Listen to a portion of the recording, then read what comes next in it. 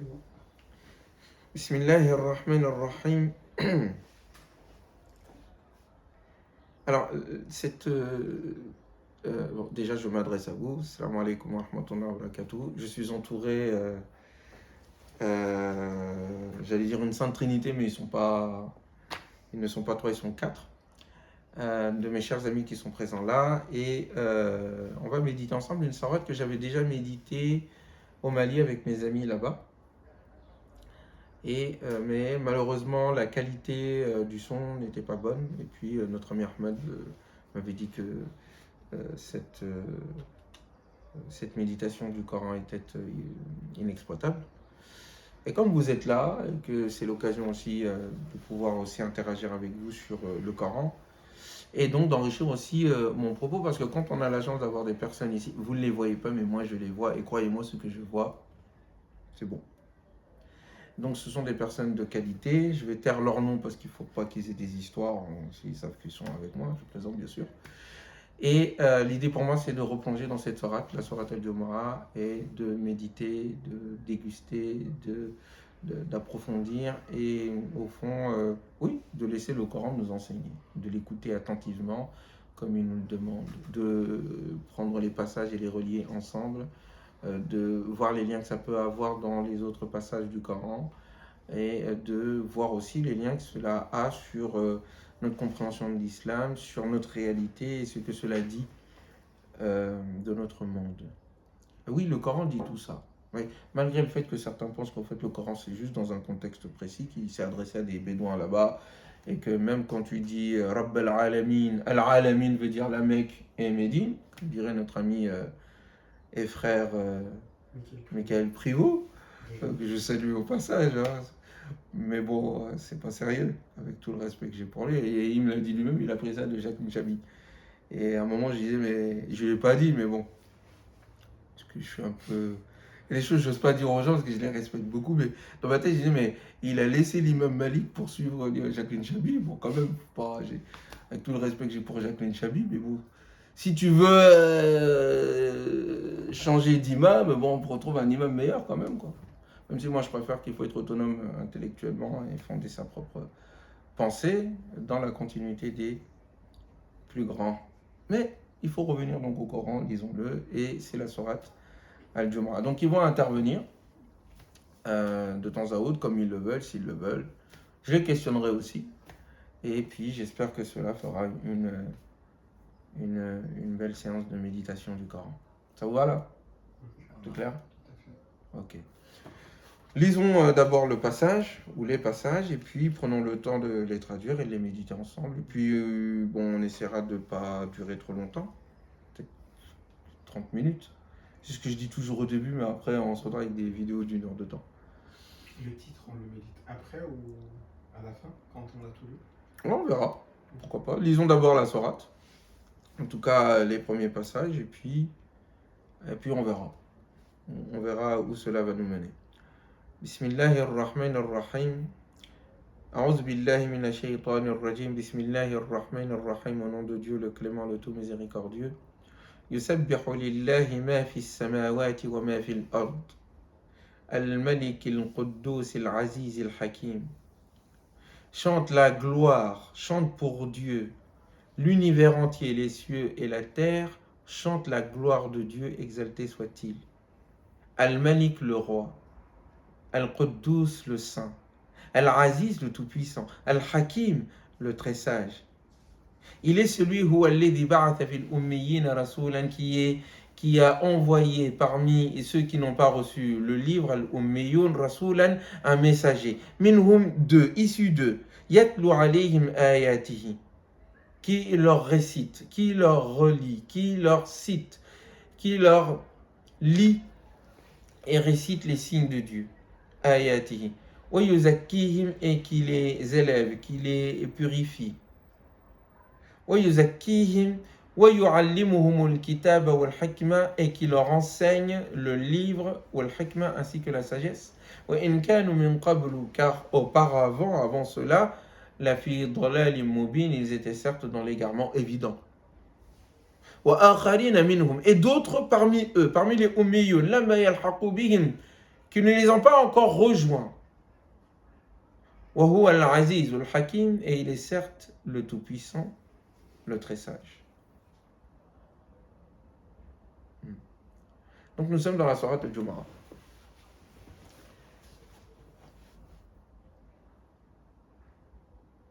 Et la sourate, je l'aime beaucoup parce que pour ceux qui veulent étudier la construction d'une sourate, vous voyez ici. Là, il parle des cieux. Ensuite, on parle du prophète, sur la paix, de sa communauté, de ses caractéristiques et de ce qui va venir comme projet. Puis ensuite, on va parler d'une autre communauté qui est venue avant eux, en comparaison donc. Donc ce sont les gens qui ont reçu la Torah. Pour ça, il dit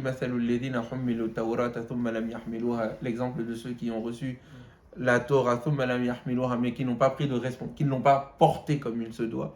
Il ressemble à des ânes qui portent des livres. Donc, on a l'univers, on a le prophète et ceux qui le suivent, ceux chez qui en tout cas il a été envoyé. On a une communauté d'avant qui est venue, il faut en tirer le bilan. Ensuite, on parle de ces personnes qui suivent le prophète, autour de la prière durant le vendredi et le fait de se souvenir de Dieu. Et ensuite, on a une situation où des personnes qui entendent le prophète parler, se détournent de lui parce que ils ont entendu quelque chose qui est de l'ordre peut-être des matchs de foot de l'époque. Il n'y avait pas de PSG à l'époque. Mais en tout cas, quelque chose qui les a détournés. Et la sourate qui vient tout de suite après, c'est la sourate des Munafiqun. La sourate des hypocrites. C'est pas un hasard. Si on parle de ceux qui se sont détournés du prophète lorsque il parlait et qu'ils se sont détournés parce qu'ils voulaient quelque chose qui est de l'ordre des biens de ce monde ou du divertissement, immédiatement il est tout à fait normal. Alors qu'ils étaient avec le prophète dans la mosquée. Nous pouvons parler immédiatement de ceux qui pensent que l'islam c'est juste des apparences alors qu'en réalité ils cachent d'autres choses. Et ce sont bien sûr les munafiqun. Mais revenons donc à cette sourate qui dessine au fond le plan, les caractéristiques civilisationnelles de la communauté musulmane en comparaison d'une autre communauté d'avant, celle de ceux qui ont reçu la Torah. Donc, on parle d'abord du cosmique, on parle de l'universel. Le Coran plante le décor d'une vision de tout l'univers. Tout l'univers, connu et inconnu, tout l'univers, les cieux comme la terre, sont en état d'harmonie, en état de chant de gloire, en état d'adoration, en état de reconnaissance du principe, en état de reconnaissance de l'ultime, en état de reconnaissance et d'adoration du plus beau. Et on va venir sur les noms divins qui ont été qui sont venus accompagner cette description de l'univers. Yusabbihu lillahi, pour Dieu, l'ensemble de la création, l'univers entier, les cieux et la terre, chantent sa gloire.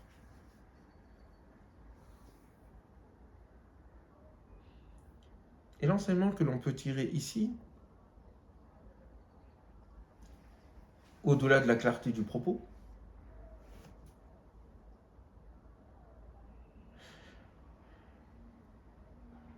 c'est qu'on ne peut pas, à un moment donné, élever une communauté à l'universel si on ne l'introduit pas dans le cosmique, dans la vision d'ensemble de l'univers. Si on ne lui donne pas une idée du monde. Si on n'insère pas le processus d'élévation de cette communauté, de cette nation, dans un tout global qui les comprend. Est-ce que vous me comprenez? Est-ce que vous me saisissez? Et en termes d'enseignement, je pense qu'aujourd'hui, ce qui fait perdre la communauté musulmane, rentrons dans le vif du sujet, c'est l'absence de cette vision-là. Absence de cette vision-là que l'on va retrouver dans ce qui va être reproché aux Juifs qui ont reçu le livre avant. On va y venir. Mais cette perte de vision globale, cette perte d'une part de vision globale du cosmique, mais au-delà, cette perte de la transcendance, de l'idée de transcendance divine, qui fait qu'on ne va pas enfermer, entre guillemets, notre idée de Dieu, j'allais dire Dieu, mais notre idée de Dieu dans une interprétation particulière, dans une nation particulière, dans une tribu particulière, dans une règle particulière. La perte de l'idée de transcendance divine et la perte de la vision harmonieuse autour de cette transcendance divine de l'univers, c'est une des raisons pour lesquelles on dégringole dans une multitude de dispersions, mais on pourra en parler tout à l'heure. Mais donc déjà, il s'agit, et ça c'est une caractéristique du corps, d'insérer la vision des êtres humains dans une vision globale, dans une vision cosmique. L'univers entier, dans son fonctionnement, dans ses lois, dans ses règles, est en état d'exaltation, de dépassement. Je vais venir pourquoi je dis dépassement. Vers Dieu, subhanahu wa ta'ala. En état de chant, en état de célébration, en état de danse. C'est pour ça que j'ai utilisé le mot chant. Tasbih. Pourquoi? Parce que est-ce que vous vous souvenez de ce passage dans la sourate Yassine? Vous devez peut-être la connaître. Hein, Yassine? Quand il parle du soleil et de la lune qui sont... Qu'est-ce qu'il dit? Ah, ça veut dire quoi? Kullun, chacun, soleil et lune. Fi falakin, vaisseau, mais on dit orbite, il parle d'orbite, mais falak c'est le vaisseau. Qu'est-ce qu'ils font? Yasbahun, c'est... On dit voguer, mais en fait, quand quelqu'un nage, yasbah. Sibah, on appelle ça. C'est quand j'écrivais la deuxième partie du livre Lire le Coran que je me suis rendu compte de ça. Du livre, de l'essai de philosophie coranique, pardon. J'ai intitulé Osmosophie, mais en fin de compte, j'ai changé le titre aussi. Il va s'appeler Lire le monde. Mais LYRE. Mais, Inch'Allah. Mais je me suis amusé à dire, mais pourquoi il y a ce lien entre le tasbih, dont on parle, et qui nous est demandé de faire aussi. Subhanallah. Que les anges font aussi. Que tout l'univers fait. Et le fait que le soleil et la lune soient yasbahun fi falak, en train de voguer sur des vaisseaux, sur des orbites, qui ne peuvent outrepasser. Quel est le lien entre le terme yasbah et le terme yusabbih, selon vous? Pourquoi il y a cette relation? Est-ce qu'il n'y en a pas un qui est plutôt de l'ordre de... C'est plutôt un ordre, justement, enfin, c'est, Ouais. et l'autre, c'est plutôt une volonté. Ah bon? C'est-à-dire? Donc l'orbite suivie par la Lune comme... C'est une règle. C'est une règle, un ordre cosmique, Voilà. alors que le tasbih de Dieu, C'est une volonté. c'est une volonté, une expression subjective. Ouais. Oui, pourquoi pas? Moi, ce que j'ai compris, Wallahu a'lam, le lien que j'ai réussi à mettre entre les deux, c'est que déjà on parle d'ordre. L'univers entier est dans cet état. Donc c'est un ordre, dans le sens organisation. Deuxièmement, le lien que je fais avec le tasbih et le mot sabaha qui veut dire nager, sabbaha yusabbihu tasbih, c'est la forme renforcée du mot sabaha. Il y a la notion de mouvement. C'est quoi en fait la sibaha? C'est le fait de se mouvoir facilement dans un environnement, ou plutôt dans un liquide ou dans quelque chose de plus léger que soi. Tu nages pas dans la terre. Un peu compliqué. Donc il y a cette idée de mouvement. L'univers entier, dans son ordre en tant que tel, dans son mouvement, puisque le Coran dit Kullun fi falakin yasbahun, tous sont dans leur vaisseau voguant, dans leur orbite en train de suivre la voie. Et ça, c'est un mouvement global de tout l'univers. Tout l'univers est en état de mouvement. Il n'y a pas quelque chose d'arrêté dans l'univers. Le jour où ça s'arrête, c'est que c'est la fin du monde.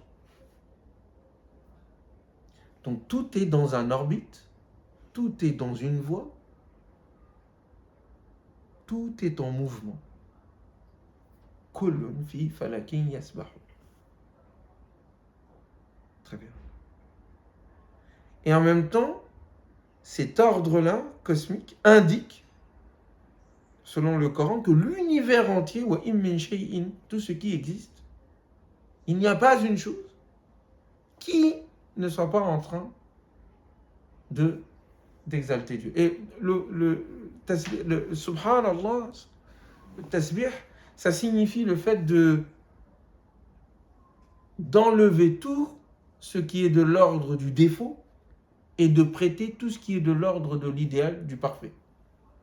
C'est les deux choses en même temps. C'est-à-dire, toute idée que je me fais de Dieu, l'idée que je me fais de Dieu doit être toujours au summum de l'idée de perfection que je me fais.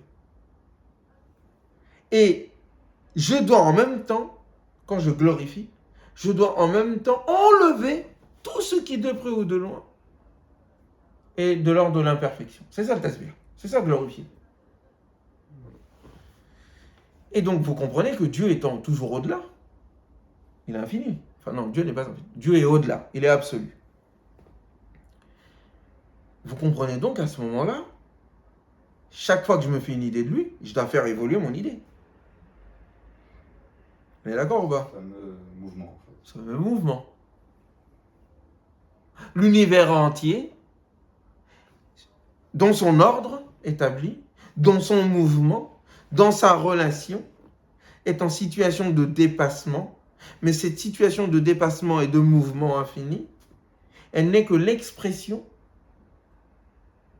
de sa glorification de Dieu, de son obéissance à Dieu, de sa glorification de Dieu, de son exaltation de Dieu, de sa célébration de Dieu, de son champ de transcendance. Pourquoi j'utilise le mot champ? Parce que même ceux qui étudient un peu l'astrophysique, la cosmologie, quand on regarde l'univers, on a l'impression que c'est une valse, que ça danse. Il y a une célébration, il y a un mouvement, il y a une beauté. Et quand on voit cette beauté, si j'emploie le mot valse, c'est que ça renvoie immédiatement à l'aspect de mouvement harmonieux, de beauté. Ça renvoie aussi à l'idée de son, l'idée de danse. Alors ici, à ce niveau de réalité, le son comme le temps, comme l'espace, le son comme la danse, comme le corps, tout cela se retrouve en un seul et même principe. Vous comprenez? Voilà pourquoi est-ce qu'aujourd'hui on arrive même à voir l'existence, l'éloignement d'une galaxie ou d'une planète ou d'une étoile en fonction des ondes que l'on arrive à capter et en fonction aussi de la couleur que va prendre cette onde-là. Plus cela vire vers le rouge, plus cela est ancien. Donc on parle d'onde, on parle de mouvement, on parle d'organisation, on parle d'explosion, on parle de rigueur, on parle d'ordre, on parle d'orbite. Et le Coran nous dit tout cela n'est que l'expression d'une adoration.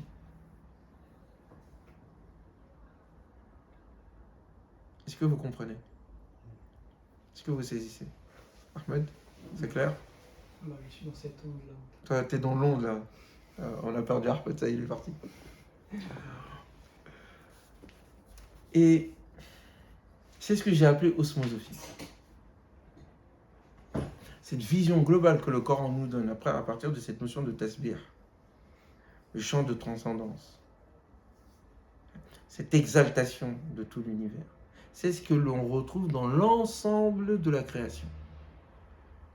Et il est demandé à l'être humain d'intégrer, à sa manière bien sûr, avec ses spécificités,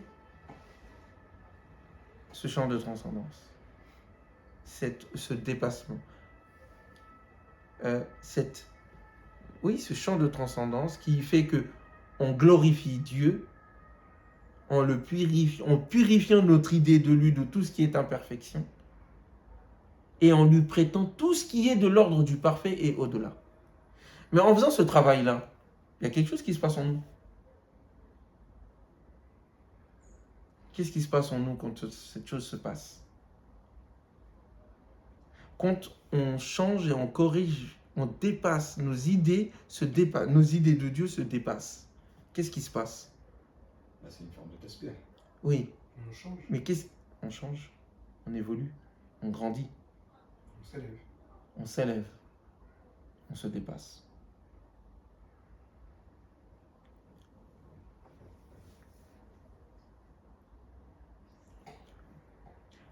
Pourquoi est-ce que je dis ça? Parce qu'au fond, l'être humain est l'enfant de l'idée qu'il se fait de Dieu. Subhanahu wa ta'ala. Un ami chrétien aurait dû dire, oh, il est presque passé par là. Mais il a eu une phrase de trop là. Il est le fils de l'idée. Mais non, on est les fils de Dieu. Non. L'être humain se façonne à l'aune de l'idée qui se fait de l'absolu, négativement ou positivement.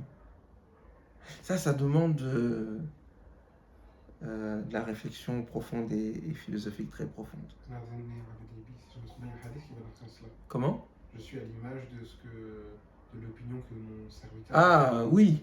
Je ne suis pas à l'image. Je suis là où, selon l'idée que mon serviteur se fait de moi. On peut le voir comme ça, c'est-à-dire Dieu a la relation avec toi que tu décides d'avoir avec lui. Si tu viens, il le dit d'ailleurs, dans un hadith qudsi, si tu marches vers moi, je courrai vers toi. Mais c'est toi qui marches. Tu marches d'abord. Et la réponse divine est toujours plus grande. Parce que c'est Dieu, subhanahu wa ta'ala, avec toute la bénédiction qu'il y a. Le peu que tu fais, sa récompense va au-delà. C'est pour ça, tu marches vers lui, il court vers toi. Tu parles de lui en toi, il parle de toi en lui. Tu parles de lui dans un groupe, il parle de toi dans un groupe plus noble encore. Mais pour revenir à la question de l'idée que l'être humain se façonne en fonction de l'idée qui se fait de Dieu, positivement ou négativement, c'est que même l'athée se façonne en fonction de l'idée qui se fait de Dieu. Même si c'est pour se rebeller contre cette idée. Il n'y a pas d'être humain qui ne puisse pas à un moment donné, d'une manière ou d'une autre, se faire une idée du sens du monde. Appelle ça ordre, appelle ça les lois de la nature, appelle ça Shiva, appelle ça les ancêtres. Tu te fais une idée de cet ordre-là, de ce principe-là, de ce qui est au fondement de l'univers. Et c'est ça qui va te façonner. C'est ça qui va fonder ton éducation. C'est ça qui va fonder l'éducation de la société. On va te façonner à cette aune-là. Plus l'idée que l'on se fait de Dieu est élevée, plus on grandit, plus on s'élève humainement. Et plus on se dégrade humainement, plus l'idée qu'on se fait de Dieu n'est pas Dieu. De toute façon, l'idée qu'on se fait de Dieu n'est jamais Dieu. Mais plus l'idée que l'on se fait de Dieu est vraiment très très bas et pas à la hauteur de ce qu'on devrait. Oui, arrête, tu voulais dire quelque chose. J'allais dire qu'également ça se traduit finalement dans notre environnement et dans notre civilisation. C'est ça. Et je m'interrogeais également sur c'est pas je m'interrogeais, mais la manière dont tu as redéfini la notion de tasbih, ça me parle et je comprends mieux la traduction de Maurice Lotan d'immersion dans l'insondable. Ah ouais. C'est ça sa traduction. C'est profond ça. Parce qu'il y a le côté tasbih, sabbaha, vraiment de mouvement qui reste dans l'insondable. C'est-à-dire que comme je dis, c'est au niveau de la perfection qu'on imagine de Dieu, c'est au-delà de ça. Et vis-à-vis, comme tu disais, le deuxième aspect, je ne sais plus comment le reformuler, mais il y avait le côté perfectionnement, c'est-à-dire le dépassement. Ouais. et le fait d'enlever tout ce qui est de l'ordre de l'imperfection, donc la correction. C'est ça. Hmm. Donc, la notion d'insondable, ça me parle bien. Ouais. L'immersion dans l'insondable, je trouve ça beau. Ça, c'est beau. Moi, je préfère dépassement au champ de transcendance. Parce que la question d'immersion dans l'insondable, ce que ça me fait rappeler, c'est un peu nos amis mystiques. Ah, ça s'explique aussi. Ah, voilà, c'est pour ça que je me méfie de cette traduction. De cette traduction-là. Parce que l'immersion dans l'insondable, il y a un peu cette vision de dire que l'être humain, on peut se perdre dans le divin. Notre rencontre du divin, limite on devient lui, on disparaît complètement.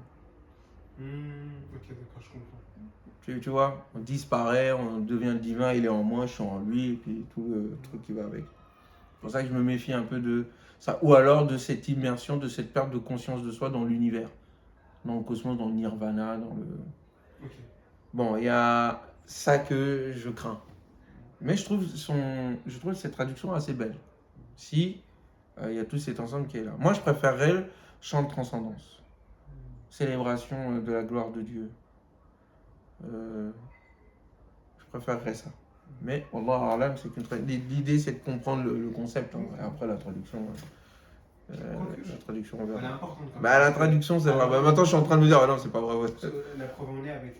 Parce que, typiquement, quand on reprend ne serait-ce que le mot verset, moi, je milite pour plus qu'on le dise, parce que d'une part, bah, déjà dans l'esprit, si on reprend la communauté française, C'est biblique. c'est biblique en fait. Ah, en ouais. réalité.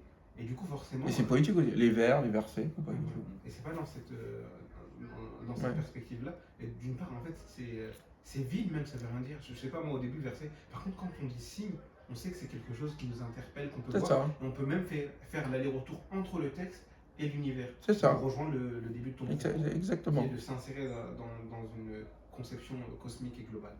C'est ça. T'as tout dit.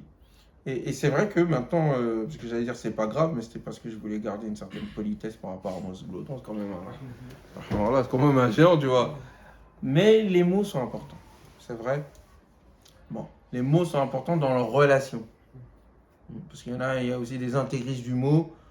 Bon, tu les vois là en train de décortiquer les mots, ils s'en sortent plus, quoi. Mais en tous les cas, cette adoration que nous faisons quotidiennement, la prière, le jeûne, le pèlerinage, la zakat, entre autres choses, sont amenés à nous débarrasser de ce qui nous empêche d'être en relation avec le divin et donc d'être de meilleurs êtres humains, d'une part, et d'autre part, nous permet de nous libérer donc, de toutes ces choses qui nous empêchent, mais aussi de nous insérer dans le cosmique. C'est pas un hasard si je l'avais un peu indiqué lors de une des interventions que j'ai faites sur la philosophie des 5 piliers de l'islam. Il faudra en faire un livre et le développer, mais il n'y a pas un aspect des piliers de l'islam qui ne soit pas indiqué comme étant une des traditions chez les gens du livre. Donc c'est quelque chose d'ancien, universel dans le temps, et c'est aussi universel dans le cosmos, puisque le Coran prête le tasbih à l'ensemble de la création, la prière à des oiseaux et à d'autres formes de créatures. Il prête l'idée de Sawm à l'ensemble, à d'autres peuples qui sont venus avant nous. Bon, bref, il y a dans les 5 piliers quelque chose qui ne se restreint pas à la communauté musulmane, qui engage en fait la personne qui pratique ces choses-là à s'insérer dans l'universel, dans le temps et dans le cosmique, dans le sens total du terme, puisque tu participes, selon le Coran, à ce qui meut l'univers lui-même. Tu pries avec l'univers, tu glorifies, tu entres dans ce champ d'orchestre universel. Est-ce que vous comprenez? Et au-delà du discours, il faudrait que l'on pense les modalités d'observation de ce champ de transcendance, de vécu de ce champ de transcendance de tout l'univers. Parce qu'on a le discours, Aujourd'hui, il faut qu'on arrive à un moment donné à montrer ça. Je me souviens quand j'étais un des responsables de la mosquée de Clichy, c'était un de mes rêves, ça. C'était un de mes projets. Hein. J'ai eu beaucoup de rêves avec cette mosquée, brisée en deux, en 1000 morceaux même. Mais je me disais, si on a de l'argent, on achètera un écran qu'on mettra devant la mosquée, grand écran, ou plusieurs écrans, dehors et à l'intérieur, et on fera défiler les images de Hubble du monde, de la galaxie, des galaxies et de l'univers. C'est pour ouvrir l'esprit des gens au cosmique, à l'incommensurable. Parce que souvent, on a la religion qui ressemble au fond à la cave que nous avons construite dans notre tête, quoi. C'est tout moisi et tout. À un moment donné, le Coran, il vient, il t'ouvre l'esprit, quoi. Hey, regarde. Et il te dit, Alam Tara, n'as-tu pas vu que pour Dieu chantent les cieux et la terre? Ça, c'est sur l'Isra. Mais quand il y a Alam Tara, c'est-à-dire on peut le voir, on peut le concevoir.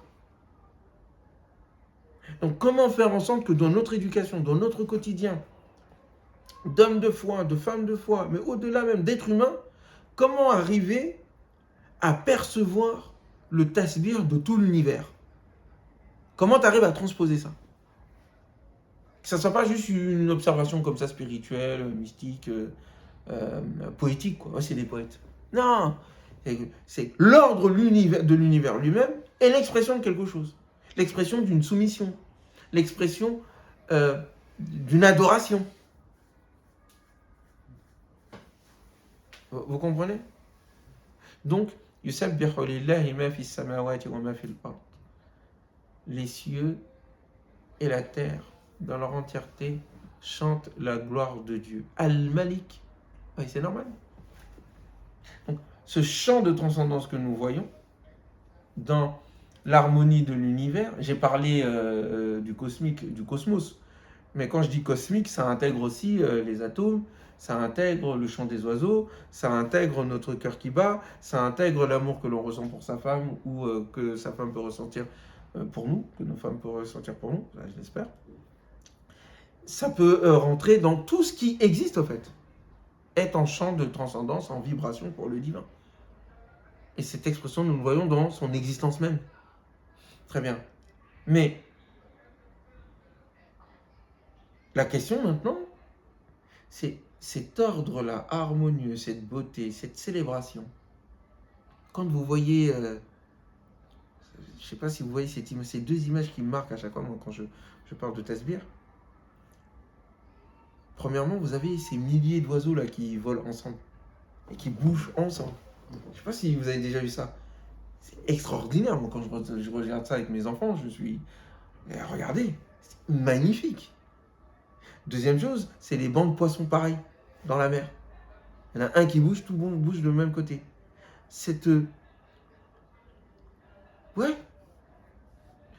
Pour moi, c'est ça qui se rapproche le plus du tasbir dans le sens de ce que la création fait. Comme quand à un moment donné, nous voyons ces milliards d'étoiles qui tournent dans la galaxie. Et qu'ensuite, tout d'un coup, il y a une image qui vous vient. Ce sont les milliers, centaines, voire le million de pèlerins qui tournent autour de la Kaaba dans le même sens. Cela aussi au niveau des mouvements collectifs, tout le monde ensemble. Tout le monde exactement. Tout cela, quand on regarde la manière dont l'univers fonctionne, cet ordre-là, cette harmonie, cette beauté, ce chant de transcendance, cette danse cosmique, c'est ce qu'au fond nous voyons que les religions d'une manière ou d'une autre transposent, voire même que l'être humain fait à travers la musique, à travers plein de choses. Là, on voit dans les matchs de foot, on parlait de Messi. Quand tu regardes ce qui se passe avec cette affaire, c'est l'expression de quelque chose, peut-être mal dirigé, ou pas, ça dépend. Mais c'est l'expression de quelque chose. Donc, mais cette expression de quelque chose, cet ordre-là, maintenant, c'est la question, c'est ces principes cosmiques. Qui les a mis ? Pourquoi, pour qui s'exprime tout cela? Al-Malik le roi, Al-Quddus le saint, le chant de transcendance, le tasbir, la glorification elle se fait pour quelle raison? Pour Dieu. Mais pourquoi? Parce qu'il est le roi. Parce qu'il est le saint. Parce qu'il est le tout-puissant. Et qu'il est le tout-sage. Maintenant, il faut transposer ces 4 noms divins sur ce passage-là. Quel est le lien, selon vous, entre le fait que la création entière chante la gloire de Dieu, et le fait qu'il soit le roi, et le fait qu'il soit le saint, et le fait qu'il soit le tout-puissant, et le fait qu'il soit le tout-sage? C'est quoi le lien? Parce qu'il aurait pu dire Al-Kabir, Al-Rahim, il aurait pu dire Al-Wadoud. Il y avait plein de noms possibles. Pourquoi tu as choisi ces 4 ici? En tout cas, pour Al-Malik, je pense que ça semble évident. Tout ça montre, en tout cas, non, ça rejoint peut-être Al-Aziz, mais en tout cas, juste pardon, je vais prendre Al-Hakim. En tout cas, cet agencement-là, en tout cas, Oui. n'émane que de sa sagesse, puisque tu parlais des poissons dans l'eau, on va dire sous la terre, dans l'eau, Ouais. les poissons, à l'extérieur les oiseaux, et sur terre les êtres humains, tu vois, qui sont dans une coordination à des moments précis, etc. Et tout. Ça émane que de... C'est l'expression d'une sagesse. Ouais. D'accord, mais pourquoi n'a-t-il pas commencé par Al-Hakim? Ah, pourquoi l'ordre? Déjà, pourquoi ces 4 noms? Pourquoi cet ordre? Et quel lien avec ce qui s'est dit avant? Et c'est peut-être lié au fait de seul ce qui peut à la fois tout avoir repris sur tout, à la fois agencer constamment, harmoniser constamment, d'une façon aussi sage que même la sagesse, c'est au-delà de ça, et en même temps qui est tout, en fait, c'est les critères réunis ensemble qui fait que tout cela est dans le temps. D'accord, ok. Pour Al-Malik, je dirais, on est sa possession. Ok. Ok. Al-Quddus, ça va vraiment dans ce que tu disais au niveau dans la notion de tasbih, cette définition-là, c'est pur, c'est ça. En fait, c'est pas ce qu'on imagine, mais Il est saint. Voilà. Il est saint de tout ce qu'on peut imaginer Voilà. de négatif. Et la Aziz, il faut avoir de la force pour pouvoir réaliser tout cela. Ouais. Et tu parlais La puissance. de la puissance. Et pour Al-Hakim, c'est que derrière cette réalisation, il y a une sagesse, parce qu'on nous parle de lier les signes du Ouais. livre et de l'univers. Ouais. Donc il a réussi à agencer les deux et en fait il a réussi à tout coordonner aussi. Ça, je pense que c'est même de la sagesse. En fait, c'est subtil, mais la sagesse dans le sens du savoir, de la connexion, Une puissance sans sagesse. Qu'est-ce qui se passe? Un roi, Moi, c'est justement ça. Il y a de l'excès. mais qui n'est pas sage, ça se passe comment? C'est dévastateur. Ah. Ouais. Mais c'est ça, en fait, pour moi, les 4, alors je ne saurais pas dire par rapport à l'ordre, mais pour moi, c'est des caractéristiques qui, même dans le Coran, sont souvent citées comme étant appartenant à un être qui mérite, L'adoration. qui mérite la soumission, mais liés dans leur extrême bienfait, je veux dire le meilleur de la pureté, le meilleur de la royauté, et du coup qui n'est lié que en Dieu, du coup là mérite l'adoration plus que la soumission. Et donc ce qui fait que en fait tout ceci lié à Dieu fait que c'est l'être pour qui et en dehors de qui il ne peut y avoir tous ces champs de la création en fait. Ah, il ne chante pas pour d'autres personnes. C'est pas... bon, en tout cas, Bon, s'il chanterait pour j'espère d'autres que tu sais. personnes- Non, mais s'il chanterait pour d'autres personnes, ce serait pas aussi. Ben, cette personne serait Dieu à ce moment-là. Cette personne Cette personne serait Dieu. L'univers entier ne peut pas être en cet état-là C'est ça. que pour un être suprême. Exact. Cet être suprême, c'est Dieu. Ouais. Donc il est le roi. C'est donc normal que... C'est comme si en fait... Moi c'est souvent l'exemple de... Quand on admire quelqu'un, on lui prête toutes les... On l'admire pour des raisons. Il est supérieur, il est grand, il est ceci, cela, tout, etc. Et souvent, plus une personne est importante aux yeux des gens, plus il y a du monde autour de lui. Là, on nous parle de ce qui fait l'unanimité de tout l'univers, qui crée son admiration, entre guillemets, qui crée sa beauté, son harmonie, qui crée son ordre. Tout l'univers est unanime vers un principe, un être qui est au-delà de tout, sublime, magnifique. C'est qui? C'est le roi, par excellence. Al-Malik. Le roi, celui qui possède. Celui qui peut dire tout ça, c'est à moi. Il faut qu'on réfléchisse un peu. Quels que soient les tyrans que nous avons sur Terre, quels que soient les fous furieux qu'on a pu avoir, quels que soient tous ceux qui ont pu dire que ils sont dieux, il n'y en a pas un qui a osé dire, même dans ses rêves les plus fous, l'univers entier m'appartient.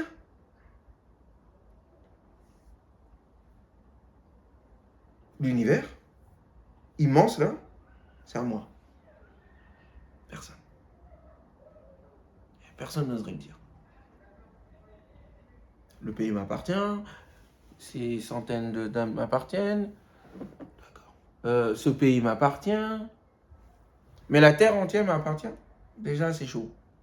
Le système solaire, alors c'était dans le délire là. Alors l'univers, bon voilà, c'est inaccessible. Pourtant, tout l'univers obéit à une règle. C'est la règle de qui? Et de quoi? Qu'est-ce que ça dit? Ça dit la soumission, effectivement. Tout le monde suit cet ordre. Et qui l'a mis? Même la question fondamentale de bien des astrophysiciens, quand ils arrivent au mur de Planck et qu'ils arrivent à quelques secondes de ce qu'ils appellent les débuts de l'univers, à l'explosion de l'atome primordial, il y a des règles qui étaient déjà là en amont de l'explosion du Big Bang qui ont permis à ce que la vie soit ce qu'elle est aujourd'hui. Et la question qui se pose, c'est d'où viennent ces règles et qui les a mis là?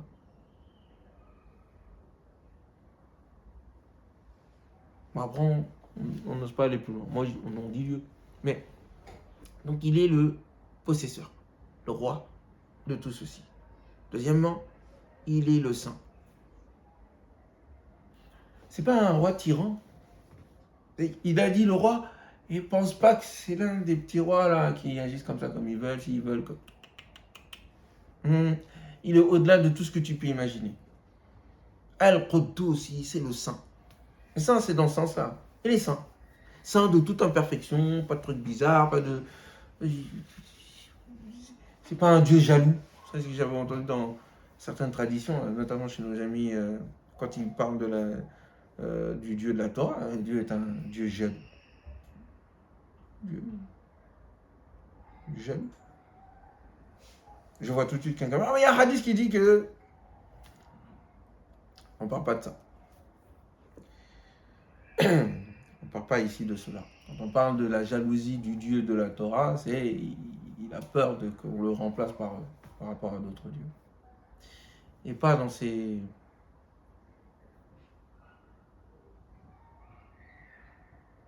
Il n'y a pas ce genre de petitesse, entre guillemets. Astaghfirullah. Al-Malik, c'est le roi. Al-Quddus, il est le saint de tout ce que. Par rapport à tout ce que tu peux imaginer négatif, il est au-delà de ça. Al-Quddus. Al-Aziz, il est le tout-puissant aussi. C'est-à-dire, les deux concernent, entre guillemets, son être. Les deux dernières concernent son action. Al-Malik, Al-Quddus, ça le concerne lui, en tant que tel. Al-Aziz, il est le tout-puissant. Al-Hakim, c'est par rapport à son action. Al-Aziz, quand il décide quelque chose, il le fait. Quand on regarde l'incommensurabilité de cet univers et comment ça a été fait, Al-Aziz est tout-puissant. Seul un tout-puissant fait ça. Donc, vous comprenez ici le problème que nous avons souvent aussi dans la manière dont on enseigne notre compréhension de la religion, et je ne dis pas la religion, c'est qu'on est dans des discours en fait. Tout ce que je viens de dire, on doit l'observer. On doit le vivre en fait. Quand Dieu il dit il est le tout-puissant, va voir la réalité de ce mot dans la réalité. Pas juste dire il est tout puissant, c'est pas suffisant. Il faut que tu regardes concrètement, allez, je vais regarder comment le soleil il est fait. Je vais regarder comment l'atome est fait. Je vais observer comment mon cœur fonctionne.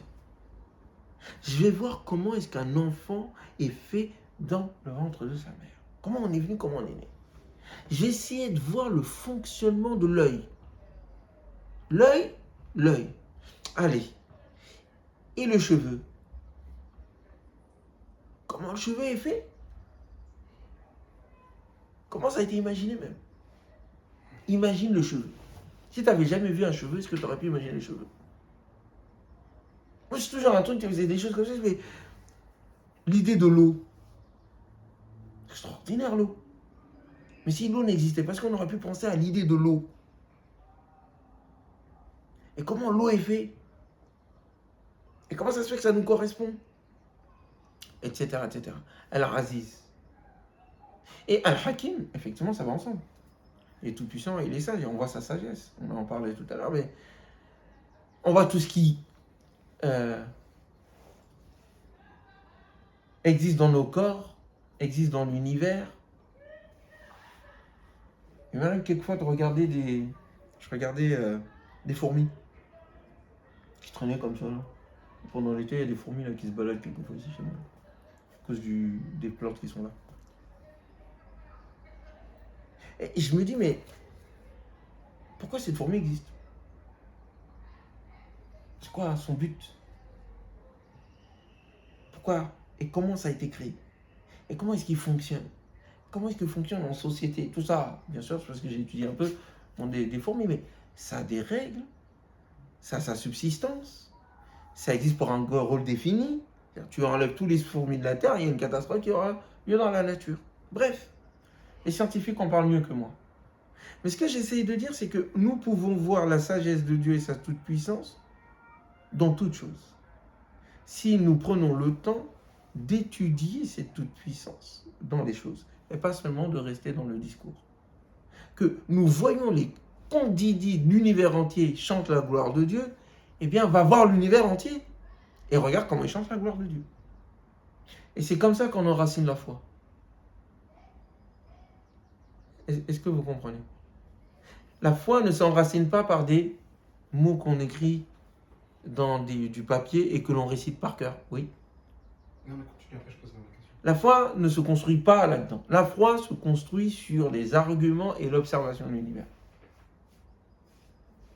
C'est comme ça qu'à un moment donné, quand ça s'enracine en toi, c'est bon, c'est fini, ça ne part plus. Beaucoup de gens aujourd'hui, par exemple, quittent l'islam, certains, en raison de la déception qu'ils ont des musulmans et de la religion. Mais si tu regardes bien, c'est parce qu'ils sont victimes d'une religiosité qui leur a été enseignée à travers les feuilles, à travers les coups de bâton et à travers le répète à tue-tête, sans comprendre, pas de questionnement. Mais la foi de ceux qui ont eux-mêmes cheminé vers Dieu, ont eux-mêmes questionné, ont observé l'univers, la foi de ceux-là ne bouge pas. Parce qu'elle n'est pas fondée sur l'héritage de quelqu'un, sur l'opinion de quelqu'un, qui fait que quand ce quelqu'un ou ces personnes-là vont te décevoir, c'est tout ton univers spirituel qui s'écroule.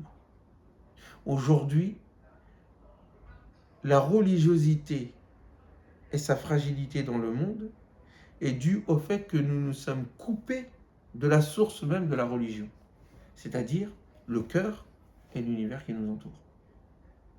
Et on a cru que il suffit de lire ou de répéter ce que d'autres personnes que l'on pense être mieux que nous ont dit pour qu'on soit comme eux. Je ne sais pas si vous comprenez ce que je veux dire. Tout le problème de la religiosité est ici. Une religiosité fondée sur la tradition, c'est-à-dire Fulana a dit, ou sur une religiosité qui est fondée juste sur ce qui est écrit dans des commentaires théologiques, est une religiosité qui est fondée sur des fondations fragiles. Et il suffit d'un peu pour que ça s'écroule. Voilà pourquoi est-ce que le Coran ne cesse d'introduire ces sourates et ne cesse de nous parler de lui à travers sa création et à travers l'histoire. Vous saisissez? Excuse-moi, tu voulais dire quelque chose? J'anticipe peut-être un peu, mais est-ce que ce que tu viens de dire, donc finalement, donc il y a la théorie, il y a l'expérimentation de cette théorie, est-ce que c'est وَيُعَلِّمُهُمُ الْكِتَابَ وَالْحِكْمَةَ? Est-ce que c'est ça? Ça va venir, oui. Mais tu comprends que يُعَلِّمُهُمُ الْكِتَابَ وَالْحِكْمَةَ, il leur enseigne le livre et la sagesse, ça vient en dernier lieu. Oui, bien sûr. Avant, il y a tout un autre chose processus, je suis d'accord avec qui a toi. eu lieu. Mais je veux dire, ce que tu vois quand tu nous disais d'aller au bout de la grandeur de Dieu, c'est-à-dire que d'aller expérimenter, de ressentir et de percevoir finalement dans la réalité cette grandeur-là.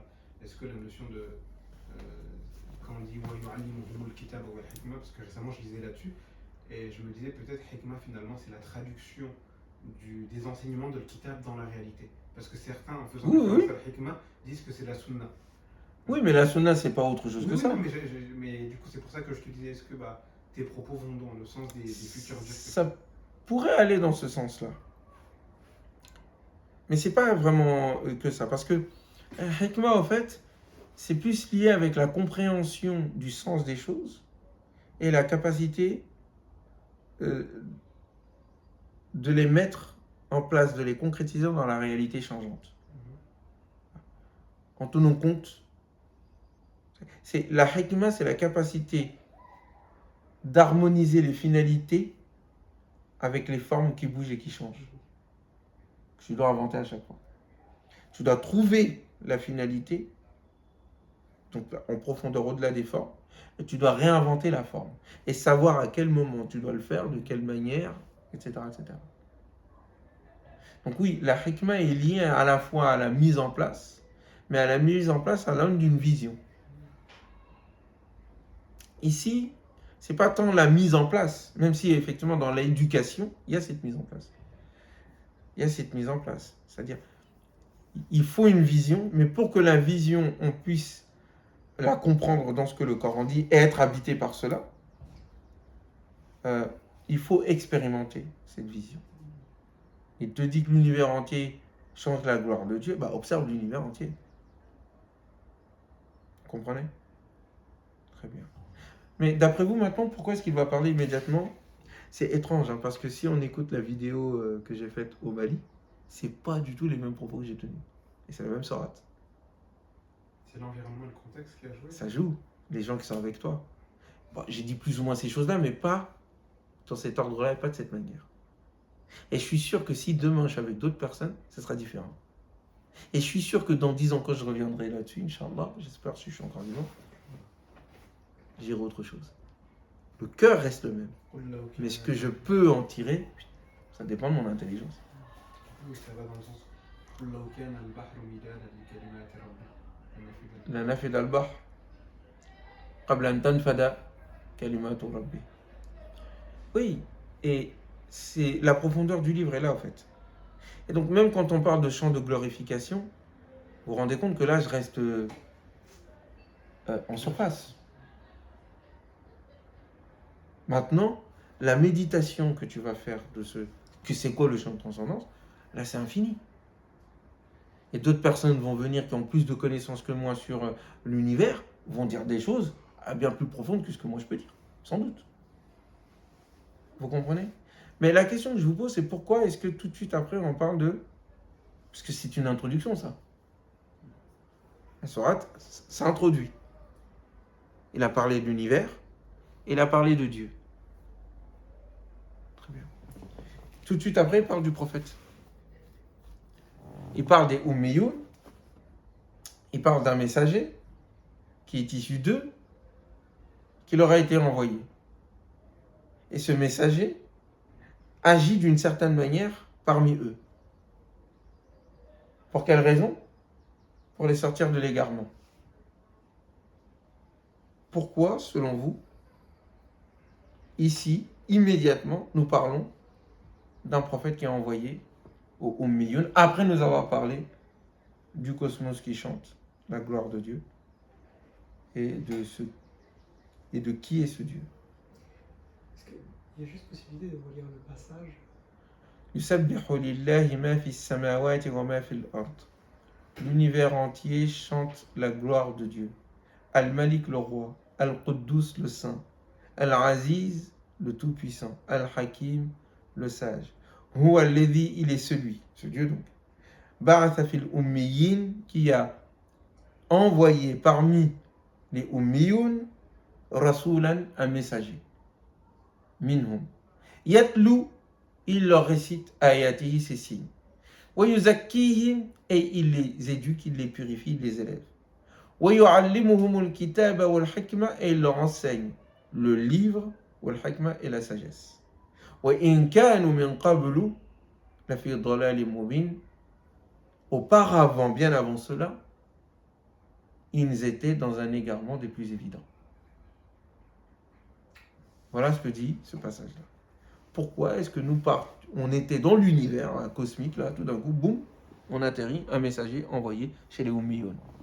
Pour rester sur la belle métaphore filée du chant, c'est comme un chef d'orchestre en fait. Ah, C'est celui qui vient. D'ailleurs, à la fin du verset, du coup, il dit qu'avant cela, ils étaient dans un égarement évident. En fait, ils étaient complètement en dehors de la danse. C'était Ah, une personne qui était j'avais pas vu ça. Intéressant. Du coup, ce messager, il vient leur apprendre À danser Ah, bah, Attends, c'est un truc que tu dis, frère. Non, Là, mais bon, tu es responsable, je n'ai pas dit ça. Non, mais enfin, il leur apprend en tout cas le chant de l'univers en fait. C'est une action du coup, c'est celui qui va matérialiser ou en tout cas transmettre la façon dont l'humain peut rentrer dans cette danse. Et d'ailleurs après lorsqu'il dit yu'allimuhumul kitab, Oui. leur apprendre le livre et la sagesse, du coup, c'est cette notion de sagesse du coup qu'on retrouvait aussi dans le caractère divin. Mais en tout cas, c'est justement le fait de concevoir la sagesse qu'il y a derrière tout ça. D'ailleurs, même le livre, on pourrait aussi dire que le livre, il y a ce livre Coran évidemment, je pense que ça fait partie dans des sens, mais le livre de l'univers aussi. Intéressant. Alors, d'accord. Mais c'est un peu. Restons sur déjà la question pourquoi est-ce que immédiatement on parle du prophète Mohammed alayhi salatu wassalam, et je trouve très intéressant ce que tu viens de dire.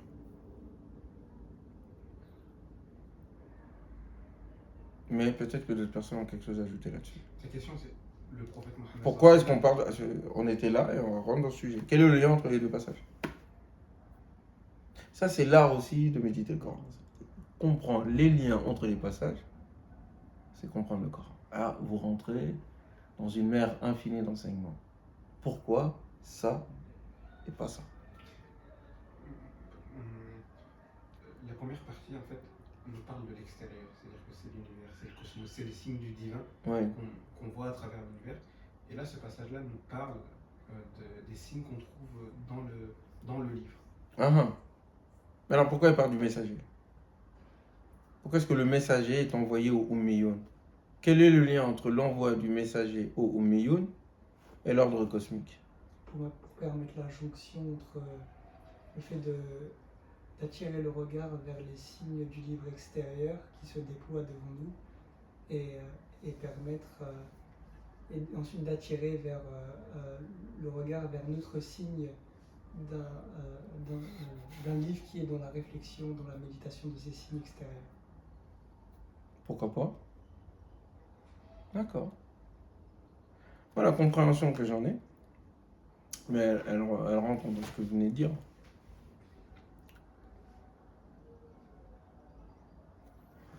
C'est que si tout l'univers est en champ de transcendance et d'adoration, et comme il le dit dans un autre passage, Kullun qad alimat salatahu wa tasbihahu. Chacun connaît sa prière et son tasbih. Chacun des éléments de l'ordre cosmique, de la création, connaît sa façon particulière de prier et connaît sa façon particulière de faire le tasbih, de glorifier Dieu.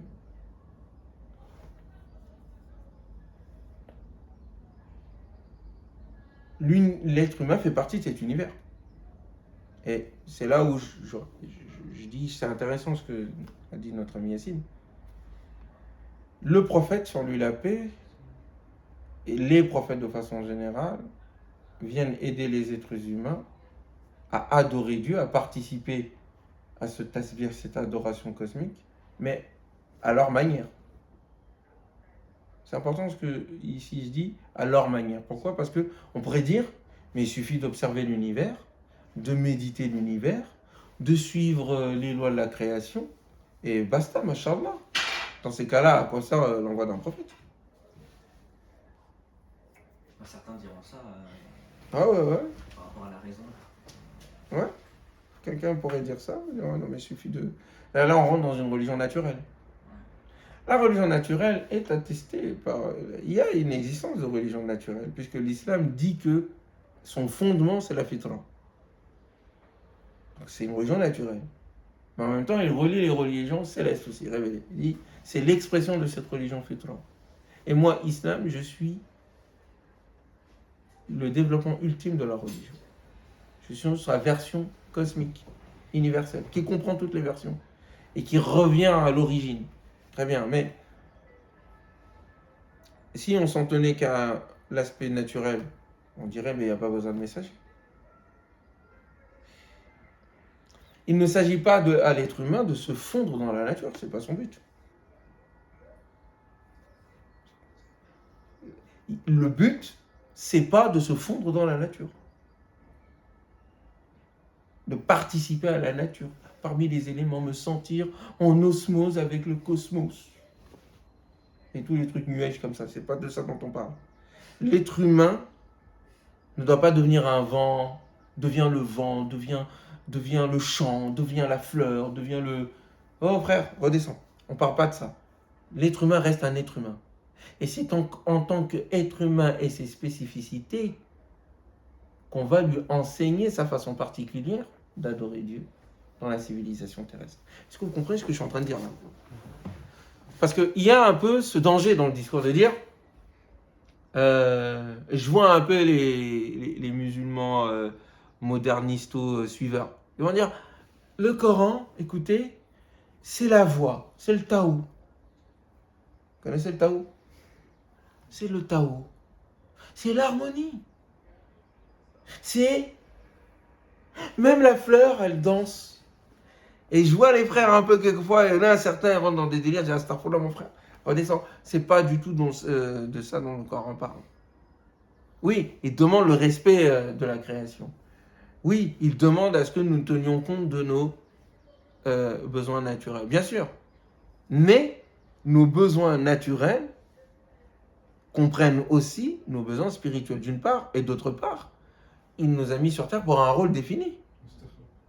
L'istikhlaf, la lieutenance de Dieu sur terre et la civilisation de la terre. C'est le but principal. Dieu ne nous a même pas mis sur terre pour chanter comme les anges le tasbih de Dieu. Parce qu'ils l'ont dit eux. Et on dit, nous on chante la gloire de Dieu. On te chante ta gloire, on te sanctifie. Alors que lui, il va semer la corruption, il va faire n'importe quoi.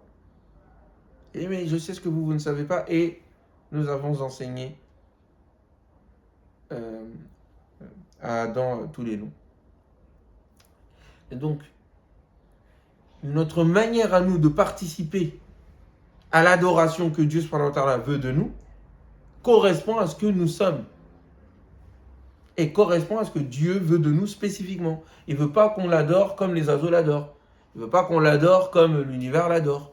Il veut que nous l'adorions et que nous participions de cette adoration avec ce que nous sommes, ce qu'il nous a demandé de faire. Je ne sais pas si vous comprenez ce que je veux dire. Un nous en tant qu'être humain. Non, parce que quand tu dis nous, on peut le percevoir. Ah, musulman? Non, mon moi personnel. C'est-à-dire le nous de majesté? Non, pas le nous de majesté. Que chacun aurait sa propre... Voilà, que chacun aurait son... individuellement. Il y a ça aussi, Oui, d'une certaine façon. Oui. Mais attention. Pas comme toi tu veux. Voilà. Dans un cadre, dans une philosophie, dans une vision. Voilà, c'est tout. Bon, mais la façon particulière dont les êtres humains adorent Dieu, c'est selon ce que Dieu leur a demandé. L'oiseau fait le tasbih. L'oiseau prie, c'est ce qu'il dit dans Surat An-Nur. Très bien. Mais est-ce qu'il prie comme nous? On ne voit pas un oiseau venir dans un mosquée, dans son nid, et se prosterner. Très bien. Mais il prie Dieu d'une certaine manière. Eh bien, nous aussi, nous prions Dieu à notre manière. Comme nous, il nous a quelque chose qui est adapté à nous. C'est-à-dire à l'unité de l'esprit et du corps d'une part, à notre liberté, parce qu'on peut ne pas accepter, ce qui n'est pas le cas du reste de l'ordre cosmique. Et donc, les ordres de la révélation viennent nous indiquer, nous guider sur la manière dont on peut adorer Dieu, mais par rapport à notre spécificité d'être humain. Est-ce que vous comprenez ce que je suis en train de dire? Bon, je dis ça pour anticiper, parce qu'en ce moment, j'entends des choses là, je me dis, oh là là, mon Dieu, là, il va falloir qu'on s'y mette. Parce que malheureusement, le travail que nous sommes en train de faire est un travail de dépassement. Ce dépassement comprend deux actions. Une action de déconstruction et une action de reconstruction. Celui qui s'arrête qu'à l'aspect de déconstruction, ou qui veut déconstruire et qui va prendre une partie de la partie déconstructive que moi je fais, eh bien, il va dans tous les sens. Après, il dit, Ousmane, je te suis. Ah, frère, tu ne m'as pas suivi. Tu as pris juste une partie de ma démarche. Il faut prendre toute la démarche. Moi, j'ai une vision, je dépasse, et dans cette vision et ce dépassement, il y a l'outil de déconstruction et il y a l'outil de reconstruction. Il y a l'outil de conservation et il y a l'outil de critique. Mais à l'aune d'une vision globale. Je ne conserve pas pour conserver, je ne critique pas pour critiquer. C'est comme un bâtisseur. Ouais. Vous avez les démolisseurs, vous avez les conservateurs, puis vous avez les bâtisseurs. Eux, c'est les architectes. Ils ont le plan dans la tête. Et donc, quand il dit démolisseur, vas-y, démolis-la, ils savent pourquoi ils le font. Démolisseur, lui, il a une vision restreinte, il croit que lui, sa vie, c'est le marteau. Il démolit, il est content, il est heureux, il chante, il démolit. Et jusqu'à ce que le chef lui dit, non, là, c'est bon. Non, mais je peux continuer, hein. Non, c'est bon. Et puis, vous avez le conservateur. Lui, là, non, mais là, il ne faut pas toucher. C'est magnifique ici. Nos ancêtres, nos papas, ils nous ont dit. Et puis, voilà, un jour, mon père, il s'est posé là, il faut le... L'architecte, il voit ça. Il n'y a pas de souci, on va le garder ou pas. Mais le bâtisseur, c'est qui? C'est celui qui a un plan, il sait ce qu'il faut conserver, il fait ce qu'il faut démolir, mais à l'aune d'un château qu'il veut construire. Ou d'une rénovation de la maison. Est-ce que vous comprenez? Il faut être des bâtisseurs. Donc ceux qui sont un peu dans la déconstruction, après ils rentrent dans le New Age comme ça, là. Mon esprit virevolte dans l'âme cosmique du monde. J'ai rencontré Djibril, il m'a dit que... Et une fois, j'avais dit ça, il y a des gens qui étaient un peu pas contents. J'ai dit, il a fumé. Il dit, t'as pas rencontré Djibril, t'as fumé quelque chose. Mais Djibril, il va pas descendre pour toi. Faut arrêter ces histoires. Vu dans un rêve, dans ton cœur, ou je ne sais pas quoi, c'est pas vrai. Donc, faut arrêter ces histoires-là. Et donc, il y a un peu ce côté-là, genre, parce qu'il y a les rigides musulmans, là, qui sont un peu... Et nos pharisiens de côté, là. Tout est haram, tu peux plus bloquer. Tout est bloqué, tu peux plus bouger. Et puis, tu as l'autre, parce qu'il veut fuir ça. Là, il rentre dans un délire... Alors, certains, quand ils entendent le mot cosmique dans ma bouche, ils posent cosmique dans le sens, je suis dans le cosmos. Qu'est-ce que tu fais? Je suis dans le cosmos. Puis il y a des fumées autour de lui et compagnie et tout. Non, je suis pas là-bas. Je dis ça en plaisantant pour rendre ça plus agréable, mais c'est très dangereux. Parce qu'à ce moment-là, on ne construit rien. Il faut construire la civilisation. Donc le prophète est envoyé, le messager est envoyé à qui? À des Ummiyoun. Qui sont les Ummiyoun? Ce sont ceux qui n'ont pas reçu le livre. Alors souvent ils écrivent illettrés, ignorants.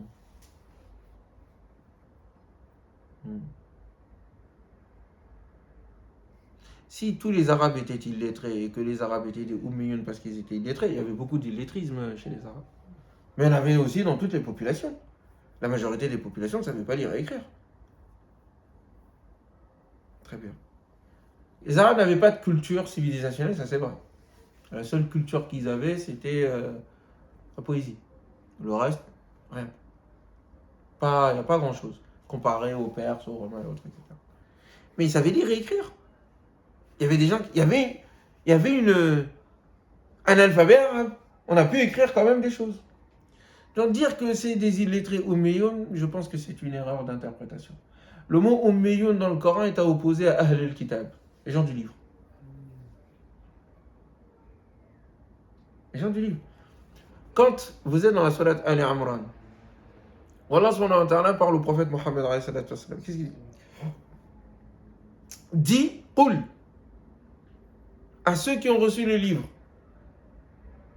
Ahl al-Kitab, wal ummiyin, et ceux qui sont ummiyun, à aslamtum, est-ce que vous devenez musulman? Est-ce que vous soumettez? Est-ce que vous adhérez à Dieu? Fa in aslamu. Si jamais ils te suivent, ils sont guidés. Et s'ils ne veulent pas, toi, tu n'es là que pour donner. Fashhadu, dis-leur, qul fashhadu, témoignez, bi anna muslimun, que nous sommes musulmans. Nous sommes soumis, nous adhérons à la paix de Dieu. Mec, le ummi est le pendant du Ahl al-Kitab. C'est pour ça qu'à un moment donné, toujours dans Surat Al-Imran, il dit Dhalika, parce que il dit, et parmi les gens du livre, min Ahl al-Kitab, celui à qui si tu peux lui confier un quintal d'or, il te le rend sans problème. Et l'autre, tu lui donnes rien du tout, il ne te le donne pas, sauf si tu es là pour le forcer à te le rendre. Dhalika bi annahum, et ce en raison parce qu'ils ont dit Laysa lana, laysa alayna, nous n'avons aucun devoir fil ummiyin, vis-à-vis des ummiyun. Donc les Ahl al-Kitab considéraient tous ceux qui n'étaient pas des gens du livre comme étant des ummiyun. C'est un peu le terme goïm pour nos amis juifs. Ceux qui ne sont pas juifs sont des goïm. Ou ceux qui sont pour les gens de l'église, tous ceux qui ne sont pas dans l'église, ce sont des quoi? Ce sont des laïcs. Le mot laïc, dans le langage chrétien, c'est tous ceux qui ne font pas partie de l'église. Ils sont chrétiens, mais ils ne font pas partie de l'église. D'une part, ou ils n'ont pas la connaissance du livre aussi. Parce que les deux étaient ensemble. L'église, c'était accaparer les livres. Ils ne le diffusaient pas. L'église avait la connaissance, la science. Et l'église était les détenteurs des gens du livre. Ceux qui sont en dehors de l'église ne sont pas détenteurs du livre. Et ils sont en dehors de l'église. Ils sont donc laïcs. C'est les gens du peuple. Le mot ummi correspond à cela. C'est comme le mot militaire et civil. Pour les militaires, l'armée, c'est une institution à part. Vis-à-vis du reste de la société, comment elle nous appelle? Comment l'armée nous appelle, nous qui ne sommes pas partis, qui ne faisons pas partie de l'armée? Les civils. Eux, ce sont les soldats, les militaires. Le reste, c'est les civils. Et c'est la même chose. Les ummiyun, ce sont ceux qui n'ont pas reçu le livre. Ils n'ont pas la Torah, ils n'ont pas l'évangile. Ils n'ont pas reçu ça. Ils ont peut-être reçu des prophètes. Ils ont peut-être une religion ancestrale. Mais ils n'ont pas reçu de livre. Le messager est envoyé à ceux-là. Parce que lui-même en fait partie. Lui-même est un ummi. Et il dit oui, c'est l'ignorant, le prophète ignorant, ou le prophète illettré. Ignorant, il y a un peu d'islamophobie, de racisme. Ouais. Bon, bref. Illettré. Ummi, dans le Coran, encore une fois, c'est celui qui n'a pas reçu le livre. Il n'a pas de culture religieuse, comme les gens du livre. C'est pas un marabout. Pas dans le sens gris-gris, hein. Dans le sens chef religieux.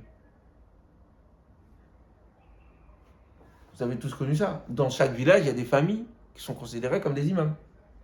N'est-ce pas? Leur maison, leur demeure, leurs enfants, souvent sont plus instruits que le reste de la population. On les appelle les imams, les marabouts, moraboutoun. En soninké, on dit maudit. Les Peuls, ils appellent ça tcherno, etc. etc. On a ça partout. Mais eux, vis-à-vis du reste de la population, ils sont comment? Ils se considèrent comme les chefs religieux. Le reste de la population sont des ummiyoun. Ils ne connaissent pas le livre. Ils ont besoin d'eux pour que eux leur disent ce que Dieu dit. Est-ce que vous comprenez?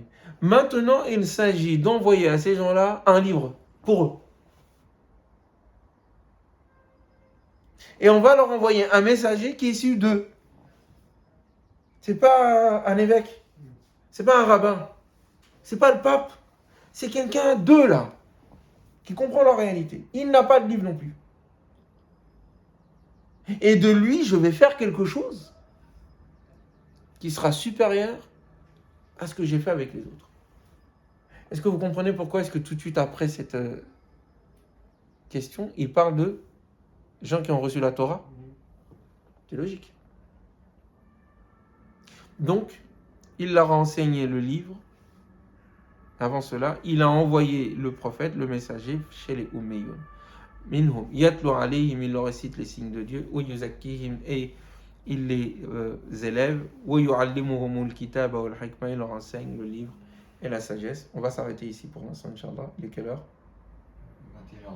Ça fait combien de temps qu'on parle? Oh, Voilà. On va s'arrêter là, 1h15. On va reprendre après.